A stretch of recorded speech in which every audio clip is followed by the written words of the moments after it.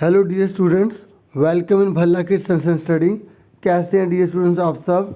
आज मैं आपको वर्कशीट जो 4 करवा रहा हूँ ना, वो असेसमेंट से रिलेटेड करवा रहा हूँ। आप यहाँ देख भी सकते हैं, ये इंग्लिश की क्लास 6 की 30 सितंबर की रहेगी। और इस असेसमेंट की वर्कशीट 4 में कह रहा है करने से पहले कुछ इंस्ट्रक्शन भी देख लीजिए। ये कह रहा है कि ये जो वर्कशीट है ना असेसमेंट की, ये पिछली जो वर्कशीट है उसके बेस पर है, ठीक है।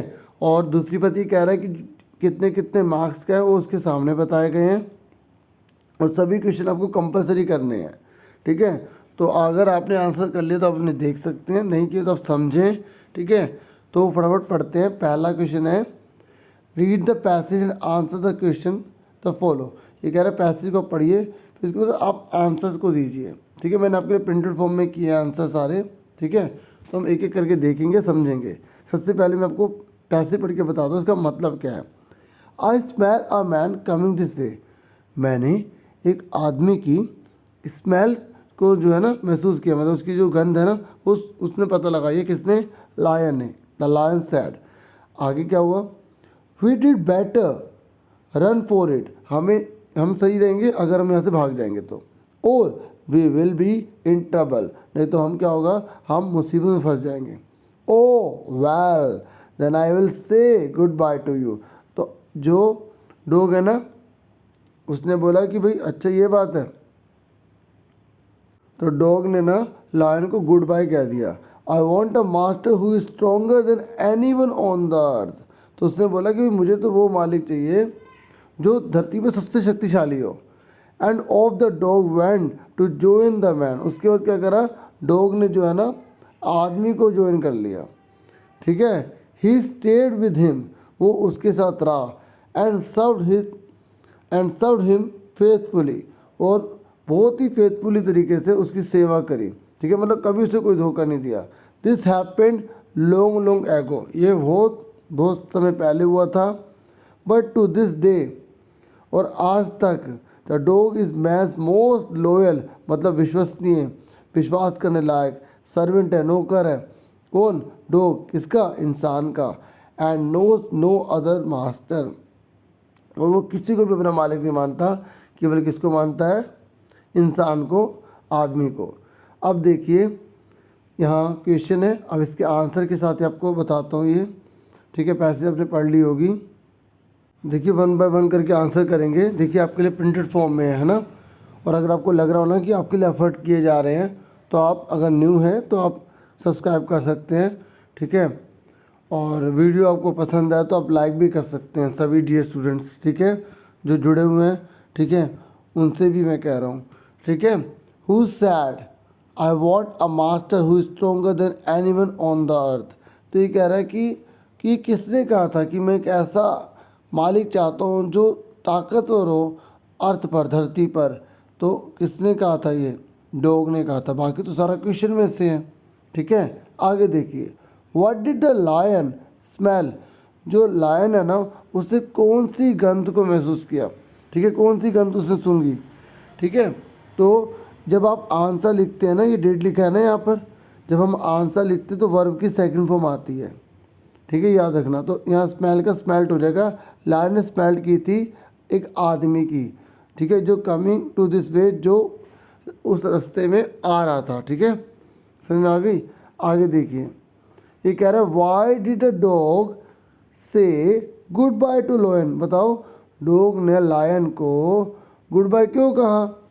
आप लिखेंगे dog wanted a master who would be the most powerful on the earth, ठीक है, जो धरती पर सबसे ताकतवर हो, वही तो मालिक चाहता था। But one day he realise that lion was afraid of man. एक दिन उसे रियलाइज हो गया कि लायन जो है वो आदमी से डरता है। So the dog said good bye to lion. इसलिए डॉग ने क्या कह दिया? लायन को गुड बाय बाय। इस तरीके से बच्चों बहुत अच्छे से करना, कुछ भी स्पेलिंग मिस्टेक मत करना, इसीलिए आपके प्रिंटेड फॉर्म में लाया हूँ, ठीक है, ताकि आप अच्छे से कर पाएँ और लर्न करके फिर करना, ठीक है। अब आगे देखिए, अब इसका है the part. Whom did the dog finally choose as master. इसने बोला कि डॉग ने फाइनली किसको मास्टर चुना। अगर आप इसमें केवल मैन भी लिख देंगे तब भी आपका बिल्कुल ठीक है, क्योंकि इससे सिर्फ ये पूछा है कि डॉग ने किसको अपना मालिक बनाया, तो मैन को बनाया। लेकिन मैंने यहाँ पे फिर भी और लिखा है ही फाइनली चोज। देखो चोज पता है क्यों आया, क्योंकि डिड लगा है तो चूज जो वर्ब है उसकी सेकंड फॉर्म चोज होती है। ठीक है, ये याद रखना। कई बच्चे ये ना सोचना कि सर ने स्पेलिंग गलत लिख दी, नहीं। ठीक है, वर्ब अच्छे से आनी चाहिए। ठीक है, पास्ट में लिख रहे हैं तो पास्ट में हम वर्ब कर देते हैं। आप बोलोगे सर फिर यहाँ पास्ट में क्यों नहीं करी, क्योंकि डिड जब लिखा होता है तो फर्स्ट फॉर्म आती है। अब यहाँ पे आंसर में डिड नहीं लगा ना तो सेकंड हो जाएगी। Okay, he finally chose man as his master because he wanted to serve someone. ठीक है, वो कह रहा है कि उसने आदमी को मास्टर इसलिए चुना क्योंकि वो एक ऐसे व्यक्ति की सेवा करना चाहता था who would be the most powerful, जो बहुत पावरफुल हो, and stronger than anyone on earth, जो धरती पर किसी से भी बहुत ज़्यादा ताकतवर हो। ठीक है डियर स्टूडेंट्स, अब हम आगे देखते हैं पैसेज के बाद क्या है।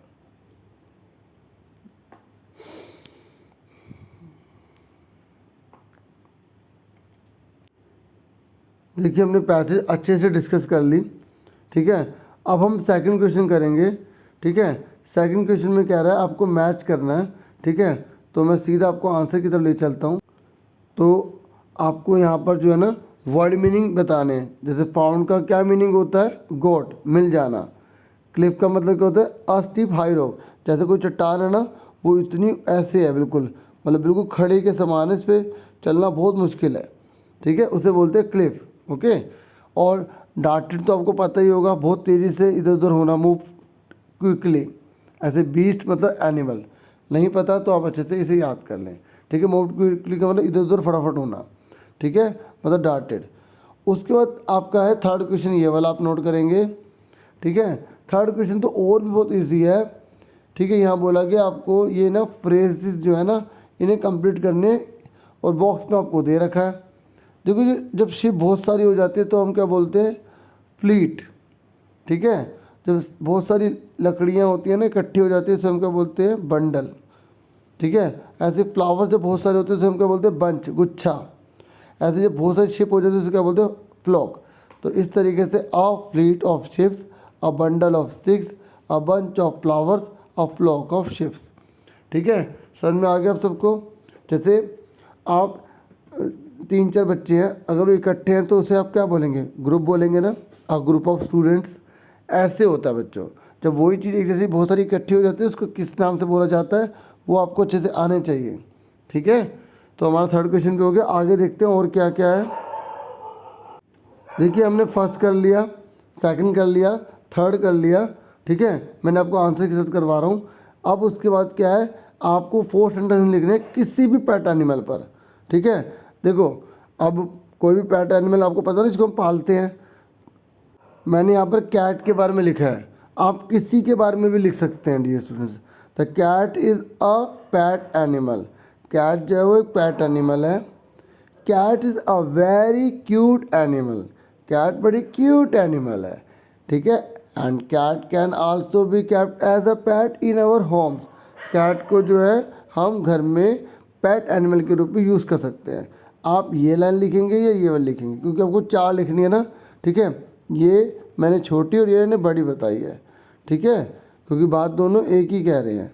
ठीक है, आगे देखिए फिर, इट हैज़ 2 ब्राइट आइज। इसकी 2 ब्राइट आइज होती हैं, 2 ईयर्स होते हैं, 2 कान होते हैं, एक बुशी टेल होती है ना। जो उसकी पूंछ होती है बुशी तो होती है, इसमें कितने बाल होते हैं, जो डरते तो पूरे ऐसे बाल खड़े हो जाते हैं, आपने कभी देखा हो तो। ठीक है, तो आगे देखिए कह रहा है, it likes warm places to sleep in. इसे गर्म जगह अच्छी लगती है सोने के लिए। ठीक है, और it is fond of rat meat and milk. और इसको रैट, मीट, मिल्क खाने का इसे शौक होता है। ठीक है, और ये जो वार्म प्लेसेस है सर्दी के रेफरेंस में आप कह सकते हैं। ठीक है, बाकी आप बहुत सारी लाइन लिख सकते हैं। It has 4 legs। ठीक है, it is like to drink milk. ऐसे बहुत सारी लाइन आप बना सकते हैं। ठीक है, कोई से भी 4 लाइन लिख देना। और इस तरीके से पूरी वर्कशीट भी हो गई है। होप आपको वीडियो अच्छे से समझ में आ गई होगी। और प्लीज़ चैनल को सब्सक्राइब कीजिएगा, लाइक कीजिएगा, हो सके तो शेयर भी कीजिएगा। फिर मिलेंगे। Thank you for watching and listening carefully. Take care yourself dear students.